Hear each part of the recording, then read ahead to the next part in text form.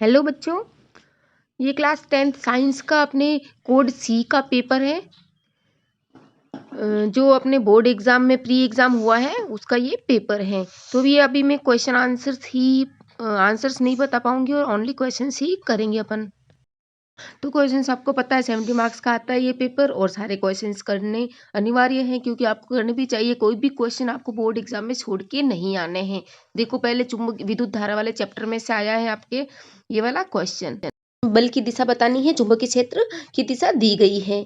Second देखते हैं कि अपन क्या होता है जब एक परिपथ में विद्युतमय तार तथा उदासीन तार दोनों संपर्क में आते हैं।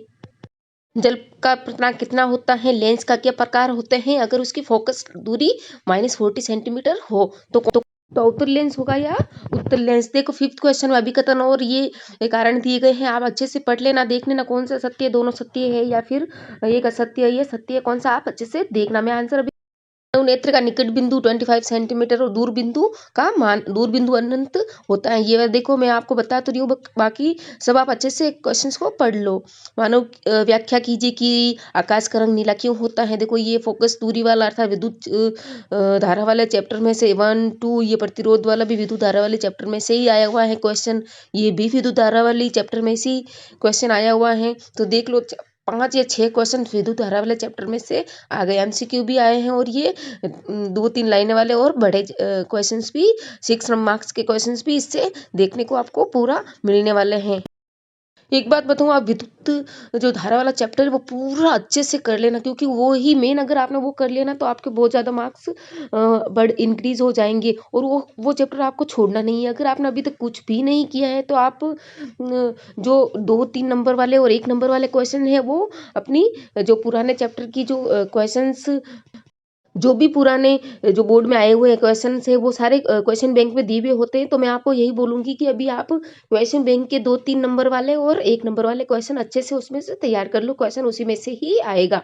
जो भी क्वेश्चन बैंक आपके पास है वो सारे अपन आपको पढ़ने हैं। और बड़े क्वेश्चन आपने अभी तक नहीं किए हैं तो जो भी क्वेश्चन बैंक में पुराने सालों वाले क्वेश्चन हैं वो ही आपको विद्युत धारा वाले चैप्टर में से देखने हैं। बाकी एग्जाम्पल देखने का कोई भी काम नहीं है।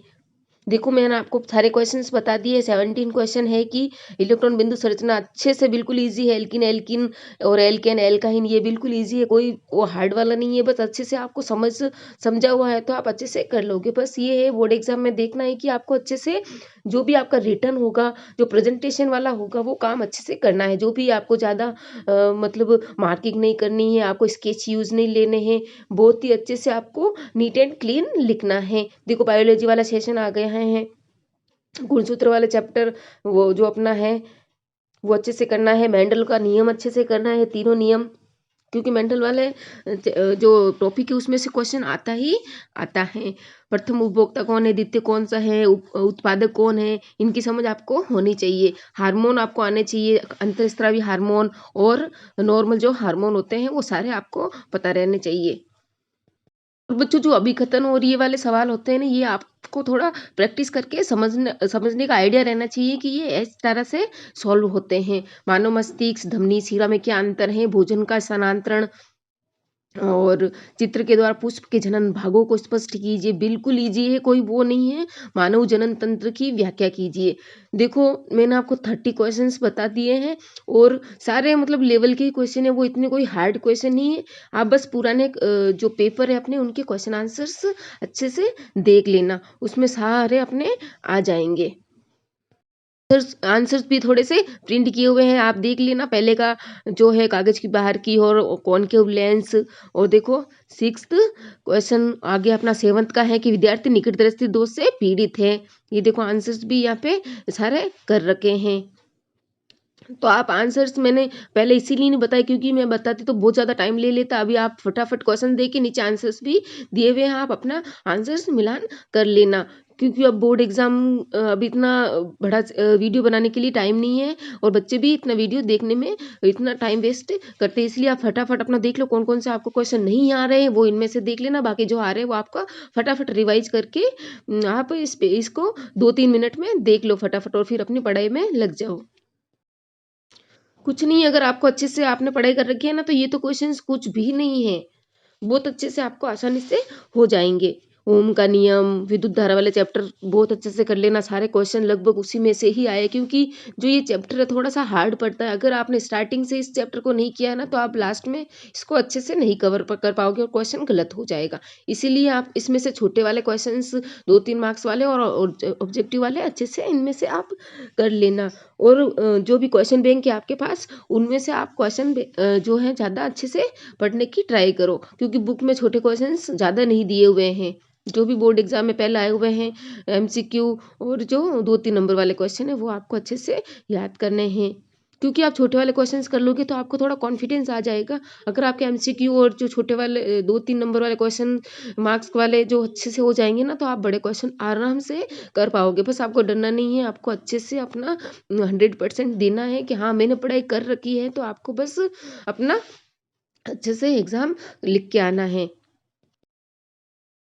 और बच्चे जो बोर्ड एग्जाम का फोबिया है ना, इतना हो रखा है कि बस बच्चे इतना डर जाते हैं। Board board board board exam में इतना हार्ड पेपर बिल्कुल भी नहीं आता। बस वही आता है जो आपके बुक में हो, जो आपने पढ़ा है।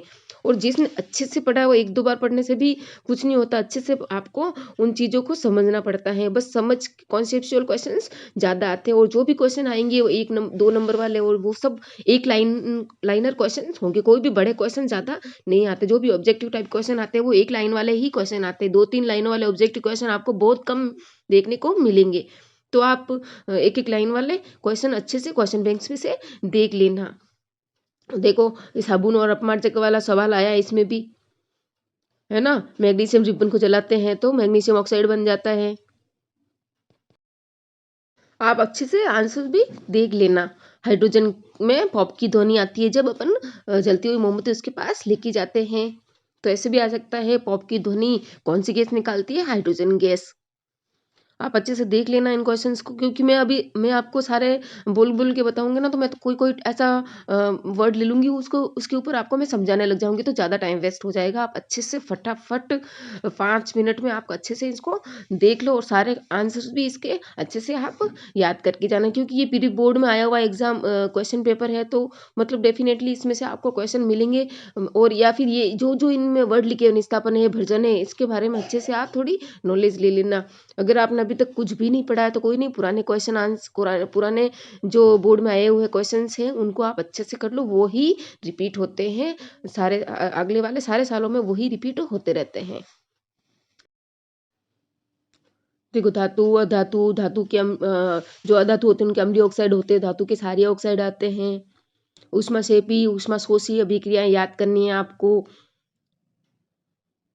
और देखो, ये आगे दिए हुए सारे आंसर्स मैंने इसमें लिख लिए हैं। मैग्नीशियम रिब्बिन वाला है, और मैग्नीशियम को शीतल जल से अभिक्रिया करके तो क्या बनाता है ना। ऐसी धातु है जो कि शीतल जल से रिएक्शन नहीं करती। ये सब आपके 10th बोर्ड की वो जो बुक है साइंस की, उसमें सारा सब कुछ दिया हुआ है। आप देख लो, 24 को ऑक्सीजन होगा, 25 का ये होगा, 26 का ऑक्सीजन का परिवहन होगा। 30 क्वेश्चन थे टोटल। आप ये क्वेश्चन अच्छे से देख लेना आपके कितने मार्क्स आ रहे हैं, कितने आपके सही हो रहे हैं। अगर सही नहीं हो रहे हैं तो ये नीचे आंसर्स भी दिए हुए हैं, आप अपना मैचिंग करना। गोनोरिया सिफिलिस ये दोनों क्या होते हैं? ये बैक्टीरिया जनित रोग होते हैं। जो ये अलग से नाम होते हैं ना रोग के, वो एग्जाम में पूछे जाते हैं। सीरा धमनी में अंतर देखो, सारा अच्छे से डिटेल से टाइप कर रखा, आप अच्छे से देख लेना। बहुत ही इतना हार्ड जो पेपर है प्री बोर्ड का इतना नहीं रहा है, और ऐसा ही आपका बोर्ड एग्जाम का भी इतना हार्ड पेपर नहीं आता है। बस बच्चे डर जाते हैं कि हाँ क्या लिखे कैसे करें। बस उसका टाइम अच्छे से टाइम यूज़ करके आपको अच्छे से